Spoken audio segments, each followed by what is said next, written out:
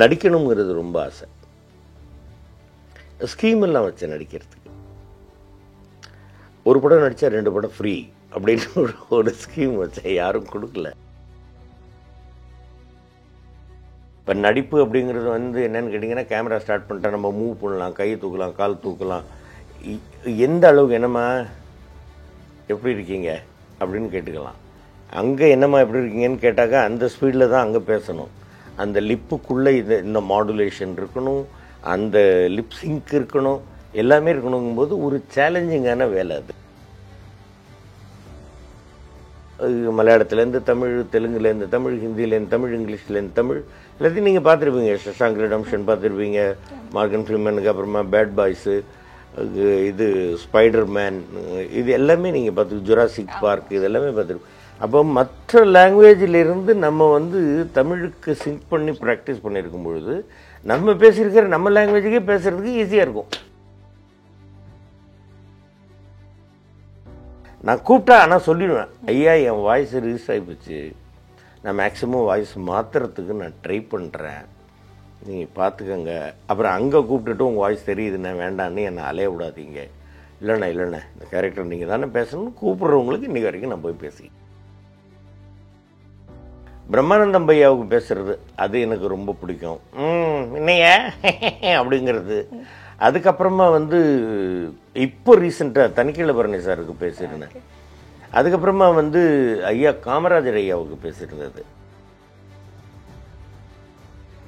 பத்திரிகையில் எழுதியிருந்தாங்க, காமராஜரின் குரலில் எம்எஸ் பாஸ்கர் வாழ்ந்திருக்கிறார்னு எழுதினாங்க. அது எனக்கு அதெல்லாம் ஒரு பெரிய சந்தோஷம். அதெல்லாம் கொஞ்சம் சேலஞ்சிங்கான வேலை. எந்த அளவிற்கு இதை கரெக்டாக கொண்டு அந்த இடத்துல போட்டிருக்கிறாங்க அப்படின்னு அவர்களுடைய கற்பனை திறனை எண்ணி நான் வியப்படைகிறேன்.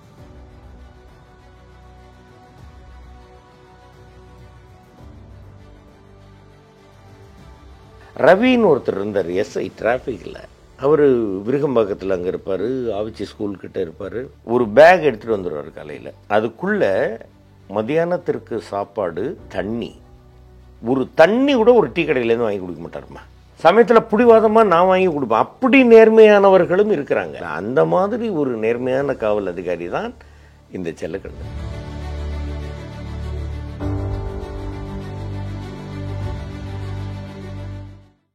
டப்பிங் பத்தி பேசும்போது நீங்க உங்களோட டப்பிங் வாய்ஸ் ஒரு யூனிக்கான வாய்ஸ். இப்போ வரைக்கும் டப்பிங்கும் பேசிட்டு இருக்கீங்க. ஸோ அந்த கெரியர் பத்தி சொல்லுங்க சார். இப்போ வரைக்கும் பேசுங்க. அதாவதுமா, எனக்கு நடிக்கணுங்கிறது ரொம்ப ஆசை.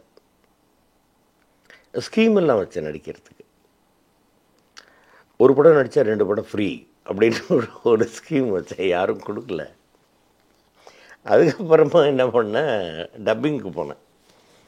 எங்கள் ஐயா ஆரூர்தாஸ் அப்பா அவங்க அமரர் ஆயிட்டாங்க. அவங்க சகோதரர் மருதபரணி அவர்கள், பிரகாஷ் மாமா, ராஜேந்திரன் சார்னு இருந்தார் அவர். அதுக்கப்புறமா இன்றைக்கி வரைக்கும் என்னுடைய அக்கா பையனுங்க கீர்த்திவாசன், மதுசூதன், இவங்கெல்லாம் கூப்பிட்டா கூட நான் போய் டப்பிங் இன்றைக்கும் பேசிக்கிட்டு தான் இருக்கேன். என்னன்னு கேட்டிங்கன்னா, ஒரு சேலஞ்சிங்கான வேலை அது. இப்போ நடிப்பு அப்படிங்கிறது என்னன்னு கேட்டிங்கன்னா, கேமரா ஸ்டார்ட் பண்ணிட்டா நம்ம மூவ் பண்ணலாம், கையை தூக்கலாம், கால் தூக்கலாம். எந்த அளவுக்கு என்னம்மா எப்படி இருக்கீங்க அப்படின்னு கேட்டுக்கலாம். அங்கே என்னம்மா எப்படி இருக்கீங்கன்னு கேட்டாக்கா அந்த ஸ்பீடில் தான் அங்கே பேசணும். அந்த லிப்புக்குள்ளே இந்த மாடுலேஷன் இருக்கணும், அந்த லிப் சிங்க் இருக்கணும், எல்லாமே இருக்கணுங்கும்போது ஒரு சேலஞ்சிங்கான வேலை அது. அதை பண்ணணும் அப்படின்னு அதில் ஆரம்பித்து அதில் கொஞ்சம் ஒழுங்காக பண்ண ஆரம்பித்தேன். அதுக்கப்புறமா போய் பேச ஆரம்பித்து டப்பிங் பேசுகிறதுக்கு ஆரம்பித்ததுக்கப்புறம் தான் ராஜு ஈஸ்வர் டைரக்டர் ராஜு ஈஸ்வர் இது மாதிரி ஒரு 2 சீன் வருதுடா, 2 எபிசோடு வருது, நடிக்கிறியா? ரைட்டுன்னு. அப்போவும் நான் டப்பிங் பேசிக்கிட்டு தான் இருக்கேன். எனக்கு இந்த ஷூட்டிங் போனாலும் அதுக்கப்புறமா இவனை விடாத, என்னை ஜிகே கோபிக்கிட்ட சொல்லி இவனை விடாத, இவனை த்ரூ அவுட்டாக எழுது அப்படின்னு சொல்லி மாயவி மாரிச்சனில் த்ரூ அவுட்டாக பண்ண ஆரம்பித்தேன். இப்போ நம்ம டப்பிங்கில் எடுத்த ப்ராக்டிஸ் என்னென்னு கேட்டிங்கன்னா, நம்ம தமிழ் மட்டும் இல்லாமல் மலையாளத்துலேருந்து தமிழ், தெலுங்குலேருந்து தமிழ், ஹிந்திலேருந்து தமிழ், இங்கிலீஷ்லேருந்து தமிழ், எல்லாத்தையும் நீங்கள் பார்த்துருப்பீங்க. ஷஷாங்க் ரிடம்ஷன் பார்த்துருப்பீங்க, மார்கன் ஃப்ரீமனுக்கு அப்புறமா பேட் பாய்ஸு, இது ஸ்பைடர் மேன், இது எல்லாமே நீங்கள் பார்த்து, ஜுராசிக் பார்க், இது எல்லாமே பார்த்துருப்போம். அப்போ மற்ற லாங்குவேஜிலிருந்து நம்ம தமிழுக்கு சிங்க் பண்ணி ப்ராக்டிஸ் பண்ணியிருக்கும் பொழுது நம்ம பேசியிருக்கிற நம்ம லாங்குவேஜுக்கே பேசுகிறதுக்கு ஈஸியாக இருக்கும் இல்லையா? அதுதான் எனக்கு வந்து டப்பிங் ரொம்ப பிடிச்சது. இன்றைக்கும் நான் வந்து ரொம்ப நான் கூப்பிட்டா ஆனால் சொல்லிடுவேன், ஐயா என் வாய்ஸ் ரிலீஸ் ஆகிப்போச்சு, நான் மேக்ஸிமம் வாய்ஸ் மாற்றுறதுக்கு நான் ட்ரை பண்ணுறேன், நீங்கள் பார்த்துக்கங்க. அப்புறம் அங்கே கூப்பிட்டுட்டு உங்கள் வாய்ஸ் தெரியுதுண்ணே வேண்டான்னு என்னை அலைய விடாதீங்க. இல்லைண்ணே இந்த கேரக்டர் நீங்கள் தானே பேசணும்னு கூப்பிட்றவங்களுக்கு இன்றைக்கி வரைக்கும் நான் போய் பேசிக்கிட்டு இருக்கேன். சார் நீங்கள் பேசின வாய்ஸஸில் உங்களுக்கு வந்து கொஞ்சம் மனசுக்கு நெருக்கமான வாய்ஸ் கொடுத்த டப்பிங் இருக்கும்ல சார், அந்த மாதிரி? அப்படிலாம் கிடையாதுமா, எனக்கு எல்லாமே பிடிச்சிருந்தா தான் நான் போய் பேசுறது, இல்லைன்னாக்கா இது பண்ணுறது கிடையாது. பிரம்மானந்தம் பையாவுக்கு பேசுறது அது எனக்கு ரொம்ப பிடிக்கும். இன்னைய அப்படிங்கிறது. அதுக்கப்புறமா வந்து இப்போ ரீசெண்டாக தனிக்கீழ பரணி சாருக்கு பேசியிருந்தேன். அதுக்கப்புறமா வந்து ஐயா காமராஜர் ஐயாவுக்கு பேசியிருந்தது. அப்புறமா வந்து குர்பக் சிங் தில்லாங்னு வந்து இந்தியன் நேஷனல் ஆர்மியில் மேஜர் ஜெனரலாக இருந்தாங்க, அவங்களுக்கு பேசியிருந்தது. இந்த மாதிரி வந்து காமராஜர் ஐயாவுக்கு பேசுனதெல்லாம் வந்து ரொம்ப சேலஞ்சிங்கான விஷயம். ஏன்னாக்கா அவங்க வாய்ஸ் இன்னமும் தெரியும், அவங்க கூட பழகினவங்க நிறைய பேர் வந்து இன்னமும் இருக்கிறாங்க. அப்போது நான் ஏதாவது பேச போய் ஐயாவுக்கு வாய்ஸ் சூட் ஆகாமல் போய் எம்எஸ் பாஸ்கர் பேசி இந்த படத்தையே கெடுத்துட்டார் அப்படின்ற பேர் வராமல் பத்திரிகையில் எழுதியிருந்தாங்க, காமராஜரின் குரலில் எம்எஸ் பாஸ்கர் வாழ்ந்திருக்கிறார்னு எழுதினாங்க. அது எனக்கு அதெல்லாம் ஒரு பெரிய சந்தோஷம். அதெல்லாம் கொஞ்சம் சேலஞ்சிங்கான வேலை தான். அதே போல நீங்க பண்ற கேரக்டர்ஸ், நீங்க உங்களோட காமெடி சீன்ஸ்லாம் மீம்ஸா வரத பாத்திருக்கீங்களா சார்? டிமாண்டி காலனில நீங்க வந்திருந்த அந்த ரமேஷ் திலக் பேசின அந்த டயலாக்லாம் பயங்கரமா இருக்கும். ஸோ அதை பார்க்கும்போது அவ்வளோ லைக் மீமா கன்வெர்ட் ஆகி அது இப்போ இருக்க ஜென்ரேஷனுக்கு ஏற்ற மாதிரி அது மாறுற போது எப்படி இருக்கும் சார்? அது நான் என்ன நினைப்பேன்னாக்க, என்னுடைய சீனை வந்து எடுத்து போட்டிருக்காங்க அப்படின்ற ஒரு பெருமை அது எங்கிட்ட இல்லை. எந்த அளவிற்கு இதை கரெக்டாக கொண்டு வந்து அந்த இடத்துல போட்டிருக்கிறாங்க அப்படின்னு அவர்களுடைய கற்பனை திறனை எண்ணி நான் வந்து வியப்படைகிறேன். அது பாருங்களேன், நீங்கள் கரெக்டாக எல்லாத்தையும் எடுத்து வச்சிருக்கிறாங்க. அது நம்ம வந்து இதை வந்து நீங்கள் வந்து பார்த்துட்டு இது மாதிரி என்ன போட்டிருக்காங்க கிண்டல் பண்ணுங்க. இந்த சட்டையர் காமெடின்னு ஹிஸ்ட்ரி ஆஃப் த வேர்ல்டுன்னு ஒரு படம் வந்து பார்த்தீங்களா, மெல் புரூக்ஸ் பண்ணியிருந்தார். இல்லை சார், எல்லாரையும் கிண்டல் பண்ணியிருப்பார் அதில். ஆனால் அதை எல்லாரும் ரசித்தாங்க. அந்த மாதிரி வந்து இது இப்போ கார்ட்டூன்லேயே வந்து நீங்கள் ஃபாரின்லலாம் வந்து பெரிய பெரிய தலைவர்களெல்லாம் கிண்டல் பண்ண அந்த தலைவர்களும் அதை பார்த்து ரசித்து சிரிப்பாங்க. அந்த மாதிரி இவங்க பண்ணும் பொழுது நம்ம அவ்வளோ பெரியவங்களே அதை ரசிக்கும் பொழுது நம்ம இவங்க பண்ணும் பொழுது இவங்களுடைய கற்பனையை எண்ணி நம்ம வந்து சந்தோஷம் பண்ணும் மொழியை நம்மளை வந்து போட்டாங்க, நம்ம வந்துட்டோம் மீம்ஸ் இல்லை, நம்மளை வச்சு தான் இவங்களுக்குன்னு நினைக்கக்கூடாது. அவங்களுடைய கற்பனை அது எல்லாரும் ரசிக்கிற மாதிரி தானே இருக்கு. அந்த கற்பனைக்கான ஒரு கண்டென்ட் கொடுத்தது நீங்க தானே சார்? உங்களுடைய நான் எப்படி சொல்ல முடியும், எனக்கு அந்த கேரக்டர் கொடுத்தது டைரக்டர்ஸ் தானே. அப்போ இப்போ கூட வந்து இந்த கொரோனா பீரியடில் மூடி இருந்ததுக்கப்புறமா வந்து அந்த பேங்கர் அப்படின்னு போட்டு அதுக்கப்புறமா கீழே வந்து கஸ்டமர் அப்படின்னு போட்டு அந்த இது போட்டிருந்தாங்க, மரகத நாணயம் இல்லை, இந்த வணக்கம் என்ன தெரியும், அந்த இது போட்டிருந்தாங்க. அந்த மாதிரி வந்து அதுக்கு இது கரெக்டு அப்படின்றத வந்து எடுத்து போடுறாங்கல்ல. அப்போ அவங்களுடைய கற்பனை பிரமாதமான கற்பனை இல்லை, அதுதான் அங்கே மேட்ரு. நிச்சயமா சார். இன்னொரு கேரக்டர் ரொம்ப எனக்கு ரொம்ப பர்சனலா பிடிச்ச கேரக்டர்னா அது டானாக்காரன். அந்த சிஸ்டம்னாலேயே வந்து கையறு நிலையில இருக்கக்கூடிய ஒரு ஆஃபீஸர் அப்படின்னும் போது அந்த கேரக்டரை பத்தி இன்னும் நீங்க எப்படி அந்த கேரக்டருக்குள்ள போனீங்க? இல்லை, அது வந்து தம்பி தமிழ் வந்து அது டைரக்டர் தமிழ் வந்து அவர் இப்போ காவல்துறையில் இருந்தவர். அவர் வந்து இந்த கேரக்டர் சொல்லியிருந்தார் எனக்கு, இந்த மாதிரி என்ன ஒரு கேரக்டர் இது நீங்கள் பண்ணணும் அப்படின்னு. அது சொல்லிவிட்டு அது அப்புறமா ஆரம்பிக்கிறதுக்கு கொஞ்சம் லேட் ஆச்சு. அவர் ஏற்கனவே சொல்லியிருந்ததுனால நான் அடிக்கடி அவர்கிட்ட ஃபோன் பண்ணி அந்த கேரக்டரை பற்றி பேசிக்கிட்டு இருப்பேன். செல்லக்கண்ணு அப்படின்ற அந்த கேரக்டர் ரொம்ப இந்த மாதிரி என்ன ஒரு டிபார்ட்மெண்ட்டில் இருந்து வெளியில் சொல்ல முடியாமல் மனசுக்குள் புழுங்கிக்கிட்டு இருக்கிற ஒரு கேரக்டர் அப்படிங்கிறதெல்லாம் தெளிவாக. இன்னமும் எவ்வளோ பேர் இருக்கிறாங்க. எனக்கு காவல்துறை ரொம்ப பிடிக்கும்மா, எனக்கு ரொம்ப பிடிக்கும் காவல்துறை. நான் காவல்துறையில் சேரணும் அப்படின்னு நான் ஆசைப்பட்டிருந்தேன். இப்போது அதான் இந்த கொரோனா பீரியடில் வந்து நானும் எங்கள் மாமா நரேந்திரன் நாங்கள் 2 பேரும் வந்து நிறைய இதெல்லாம் போட்டு எடுத்துக்கிட்டு ஃப்ளாஸ்க்கு கையில் எடுத்துக்கிட்டு அவரை பின்னாடி உட்கார வச்சுக்கிட்டு பிஸ்கட்ஸ் எல்லாம் வந்து நாங்கள் வாங்கி வச்சுக்கிட்டு போயிட்டு ஒரு இடமாக வந்து போலீஸ்காரர்களுக்கு வந்து கொடுத்துட்டு வருவோம். அங்கே உங்களை மாதிரி இருக்கக்கூடிய பெண்கள்லாம், பெண் போலீஸ்லாம் வந்து என்கிட்ட வந்து அப்பா அப்பா வாங்கப்பா வாங்கப்பான்னு கூப்பிடும்போதெல்லாம் அவ்வளோ சந்தோஷமாக இருக்கும் எனக்கு. அவங்க இப்போது போலீஸாக இருந்தாலும் அங்கே நின்னாலும் அவர்களும் வந்து மனிதர்கள் தானே. அதனால் வந்து எனக்கு அவங்க ஸ்ட்ரெஸ்ஸு. நீங்கள் ஒருத்தர் வந்து ஒரு கேள்வியை உங்கள்கிட்ட கேட்டாக்க ரைட்டு ஓகே பதில் சொல்லுவீங்க. 100 பேர் ஒரே கேள்வியை கேட்டுக்கிட்டு இருந்தாக்க கடுப்பு வருமா வராதா?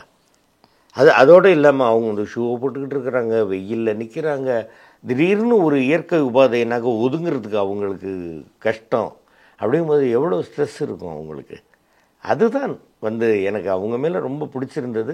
அந்த கேரக்டர் அந்த அளவுக்கு சிறப்பாக பண்ணுறதுக்கு இவர்கள் மேல் உள்ள ஒரு நல்ல மதிப்பும் எனக்கு இருந்தது. அஃப்கோர்ஸ் சில பேர் அதில் வந்து அதையும் நான் இங்கே சொல்லணும். அவங்கள்ட்ட நான் வேண்டி கேட்டுக்கிறது என்ன அப்படின்னாக்கா, தன்னிலை தாழாமையும் அப்படின்னு ஒரு குறள் இருக்குது. இது நான் வந்து சில பேருக்கு சொல்லுவேன், அந்த மாதிரி எல்லாம் போய் யாருக்கிட்டையும் எதையும் கேட்காதீங்க, கொள்ளாதீங்க அப்படின்னு டிபார்ட்மெண்ட்டை சேர்ந்தவங்கள்ட்டே நான் பார்க்குற இடத்துலையே நான் நிறைய பேர்கிட்ட சொல்லுவேன், வேண்டாம் ஐயா, நீங்களாக இருங்க, நீங்கள் ஒரு கம்பீரம் இருக்குது, அந்த கம்பீரத்தை காப்பாற்றுங்க அப்படின்லாம் கேட்டிருக்கேன். எனக்கு மனம் நொந்து நான் பார்த்தது என்னென்னு கேட்டிங்கன்னா, எங்கள் தெருமுனையில் வந்து இந்த தள்ளு வண்டியில் வந்து வேர்க்கடலை, மிக்சரு, வெங்காயம், தக்காளி இதெல்லாம் கிளறி கொடுப்பாங்க தெரியுமா, பார்த்துருக்கீங்களா? மசாலா சுண்டல். அதை ஒருத்தர் தள்ளு வண்டி தள்ளிட்டு வந்து எங்கள் தெரு முனையில் நிற்கிறார். நான் அவர்கிட்ட வாங்கும்போது நான் கேட்குறேன்னா, இவ்வளோ நாளாக உங்களை பார்த்தது இல்லையே, நீங்கள் என்ன திடீர்னு நீங்கள் வந்திருக்கீங்கன்னு. அவர் சொன்னது எனக்கு ரொம்ப வேதனையாக இருந்தது. இல்லைம்மா, இல்லை தம்பி, நான் வந்து கோயம்பேடுக்கிட்ட தான் இருந்தேன், எனக்கு ஒரு 50 ரூபா கிடைக்கும் தம்பி ஒரு நாளைக்கு, இது எல்லாத்தையும் மீந்து போச்சுன்னாலும் மறுநாள் நான் ஒன்றும் பண்ண முடியாது. தினம் ஒரு 10 போலீஸ்காரங்க வந்து 10 ரூபா கொடு 10 ரூபா கொடுன்னு வாங்கிட்டு போகிறாங்க. 100 ரூபாய் அவங்களுக்கு கொடுத்தா 50 ரூபா வர லாபத்தில் நான் என்ன தம்பி பண்ணுவேன், எப்படி தம்பி குடும்பம் நடத்துவேன், மறுநாளைக்கு பொருள் எப்படி தம்பி நான் வாங்குறதுன்னாரு. எனக்கு அது ரொம்ப வேதனையாக இருந்தது. நான் சில காவல்துறையில் நிறைய நண்பர்கள் எனக்கு இருக்கிறாங்க, அவங்கள்ட்டெல்லாம் நான் சொல்லியிருந்தேன், இந்த மாதிரி தலைவா, இந்த மாதிரி ரொம்ப ஒரு பேட் நேம் இருக்கேன், என்னென்ன பண்ண சொல்கிறீங்க, சில பேர் அப்படி பண்ணுறாங்கண்ணா. அதனால எங்களுக்கெல்லாம் ரவின்னு ஒருத்தர் இருந்தார், எஸ்ஐ டிராஃபிக்கில். அவர் விருகம்பாக்கத்தில் அங்கே இருப்பார், ஆவிச்சி ஸ்கூல்கிட்ட இருப்பார். ஒரு மஞ்சள் ஸ்கூட்டியாக அது ஏதோ ஒரு வண்டி, அதில் வருவார். ஒரு பேக் எடுத்துகிட்டு வந்துடுவார் காலையில். அதுக்குள்ளே மதியானத்திற்கு சாப்பாடு, தண்ணி, ஒரு தண்ணி கூட ஒரு டீ கடையிலேருந்து வாங்கி கொடுக்க மாட்டாருமா.